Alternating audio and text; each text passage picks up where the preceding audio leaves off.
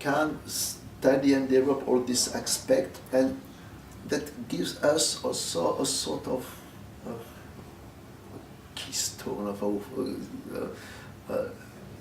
to understand what's going on after and what's have been formerly, I mean, in the 11th century, because this music also gives us melody and polyphony. Where also polyphony is very precious because well, the polyphony are in the style of, it's a French style, what we're going to be called later the Notre Dame school, Notre Dame for the name of Cathedral of Paris, the new built Cathedral of Paris at the end of the 11th, of the 12th century. And but for the Notre Dame school, the only manuscript we have concerned are from the 13th century, so 1 century later. And here we have big manuscript from the beginning of the 12th century with notation of organum, organa. So it's none other notation, the notation we will see in the 13th century. Another form of organum also, it's not exactly the same aspect that we are going to observe 1 century later, so we have like a photograph, you know, of a picture of what's going on at this time. And we have one very precious testimony, the first polyphony with 3 voices, composed by Magister Albertus.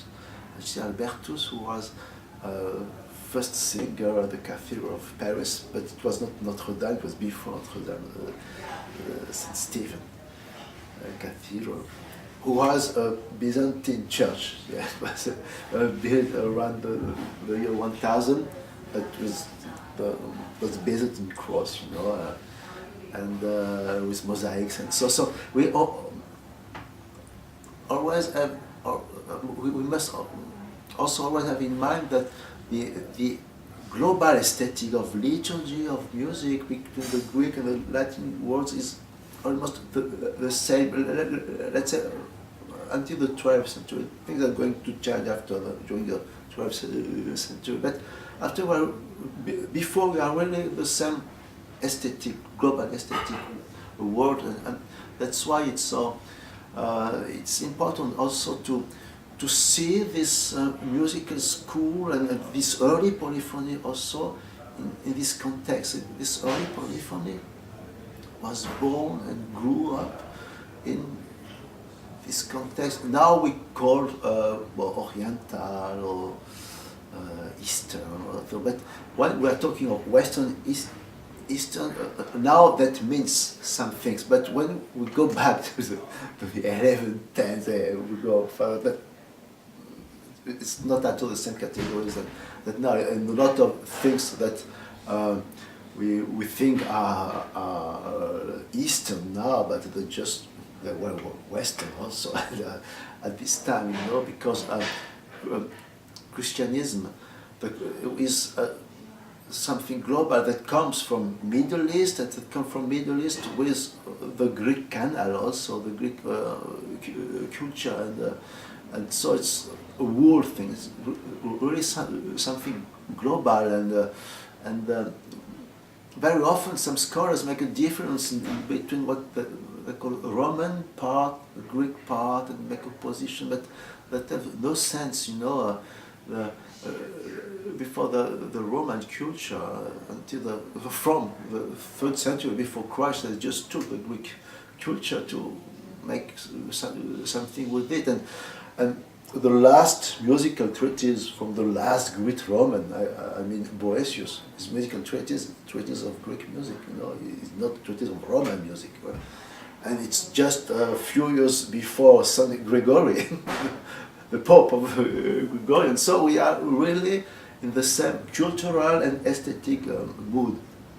And going back to the Codex Calixtinus, so we have a real living picture of the state of the aesthetic at the very beginning of the 12th century, with all the innovation of this time, and also all the traditional aspects that were still living and constitute the basement of this new conception of music that is beginning to be settled, and due to this progress in the notation. Because the fact to note the melodies on stage is really going to change the approach of